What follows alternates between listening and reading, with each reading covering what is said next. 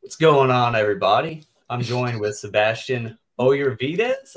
So what's going on, man? You had that big win at Fury FC 103. Yes, sir. How you been doing since then, man?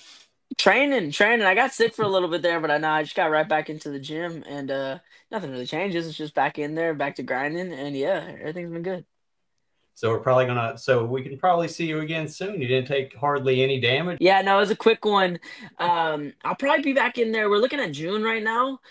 But yeah, no, just back to training. That's really it. Follow up on that Fury FC 103. I seen you hit the RKO there. I did, yes, sir. What's the little story behind that? I'm assuming you're a wrestling fan. I'm assuming. Okay, yeah, huge wrestling fan. Yeah, no, I talked to Eva. I'm breaking kayfabe while I was saying this, but I talked to Eva about it Friday, and I brought it up like a month back, but I didn't want to mention it too much throughout the fight camp because I thought it was kind of bad juju to talk about a celebration before a fight. But on the final day of my weight cut, I was like, "Hey, do you think you can jump and do a belly flop?" And he was actually a stuntman, so he had that in his back pocket. So yeah, he was able to hit that, and seems to turn out great. So yeah. Can we expect some more some wrestling throwback? Well, maybe not throwbacks, but some nods to some wrestling celebrations. I've got several ideas ready. Crocs chop. That's the one that always sticks in my head. Got in trouble as a youth in school doing that to my friends. That's awesome. There's a lot of guys on the CST Combat Sports Today that are huge wrestling fans as well. So who's one of your top wrestlers today? Today, current active wrestlers or just overall? Active wrestlers for today. Active wrestlers. There's a lot of good talent. I mean, CM Punk is still on the roster. CM Punk will probably be up there. Jeff Hardy's not on the WWE roster. He's up there. But the top one that's still wrestling in the WWE is Rey Mysterio. Always was a big fan of Ray back in the day. I haven't watched wrestling a lot recently, but like I said, I was a huge Attitude Era guy myself, kind of showing my age there a little bit. Who's your favorite? Of all time, man, I'm probably gonna have to go with either Stone Cold or Bret Hart. Yes, those are both great options. So I'm assuming you watched their 13 match live, huh? The WrestleMania 13 match. That's awesome. Oh yeah. Yeah, I used to be that kid that my mom did let me stay up and watch all the WrestleManias. Like I used to be able to watch all of those growing up, so that was always like really cool. That's dope. So shout out to my mom for letting me stay up late watching some of the wrestling pay-per-views back in the day. For sure. Let's talk about your career. I mean, it's been pretty short. It's almost as short as your fights. Honestly, you have 3 first-round pro victories, and I think you have a cage time of not even 3 minutes in 3 fights. Right. And that's all been done in a matter of, I think, 6 months. Yeah. Which is insane numbers right there. What do you contribute to all of your success and just finding those submissions and not taking any damage? Right. Well, I think that goes to show how smart we train in the gym. Like in the gym, we have hard rounds, but the objective is to get to winning positions and to just look to finish the fight. I'm not a grappler who goes out there and stalls. A lot of grapplers, just grappling in general, gets a bad rap for being boring. But I feel if you have guys who are able to finish the fight that quickly, like for example Oliveira and like Ortega, they're known for finishing people. I feel like grappling is super exciting, and I want to make it exciting for the general public. And yeah, that's what I'm trying to push right now. Well, you're doing a great job. 3 first-round victories in your pro career. Your amateur career was just as successful. I think you were 4-0. The Fury amateur flyweight champion with 1 defense as well, and that was all done in under I think a year as well, like 7-8 months. That was quick. That was pretty much the same amount of time, I believe. Like, a little over. I think it was about 8 months. Yeah, because you're only 20 years old, if I'm being correct. So, yeah, super young and getting all this experience in. Like I said, 7 fights in like a year and a half, 2 years maybe. Right. You said you're a grappler and you're making it exciting. And you've done Submission Pro Hunter cards. When do you think we can see you on the UFC like Fight Pass Invitationals? We're trying to work on May 29th right now. That's what we're looking Oh, at. So I'm not too sure if we got that yet. That's where we're looking at that. If not that, then I'll probably fight June or July, one of the two. But I don't want them to interfere with each other because I'm the kind of guy where if I'm doing a grappling event, I'm dedicating a majority of my time to grappling. Or if I'm doing a fight, I'm dedicating a lot of time to like striking and things of that nature. But yeah, no, I take that all very seriously. I don't like losing at anything. So, of your choice, which would you rather have, another MMA fight or that UFC Fight Pass Invitational slot? man, getting hit and not getting hit and getting paid sounds very nice. That's always a good thing. But to be fair, that's a majority of my fights have been that. So that's a great question. I'm gonna go with the invitational because I'll be in front of Dana and be like expose myself to a broader audience. I feel especially locally, people know me now through the fights, but before I was fighting, I was known for my jujitsu. So I want to kind of show that more to broader audiences.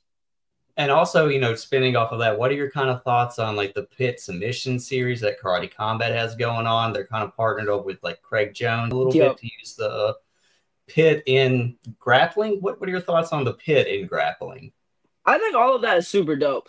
I just like the fact that grapplers are getting paid overall because that's kind of a rare thing. I've been doing jiu-jitsu now for almost 11 years, and seeing people get paid to do jiu-jitsu is just it's really bizarre to me, to be honest. Because when I was coming up, people like if you ran a gym, you could make money, but if you're just strictly a competitor, unless you're one of these top guys, it's a long shot. And I like the CJI. I like what Karate Combat's doing. I like the different rule sets. Um, I just like the grappling's being exposed to more people, and hopefully they find it as exciting as I do. So yeah, Absolutely. I'm a big fan of grappling myself. I like watching it. I'm not one of those people that thinks it's boring. So right. just put my sense in there. Just let you know Perfect. where I'm at on that. Yes, sir. What's your like post fight celebration like after the fight or Bro, to be honest with you, after every single one of my fights, I wanted to go home. I just want to get the fuck home and eat. Like, I'm not one of these guys. I don't see how people do it. Maybe if you win a championship and you just got all this adrenaline. I will say I can't sleep after the fights. It's very difficult. But I also don't want to do much. I want to go home and eat and just chill. I don't really want to be around people, to be honest. And the next day, I'm always in the gym. So, because I fight on Sundays, but we got Monday morning practice, so I got to be there. do you have like a favorite meal or like a certain food that you do after the meal? Because some people just like to go and say like Whataburger or like whatever is that. What kind of guy are you? Pizza's always easy, but Whataburger's a great choice. I've had that after a few fights. After I think about 4 or 5 of my fights, I've had Whataburger. So yeah, Whataburger's a good choice. But yeah, whatever's the most convenient, to be honest. Just drive my ass home and get whatever's on the way. And if there's stuff at the house, that's fine too. I'm good with whatever. Yeah, Whataburger's a good choice though.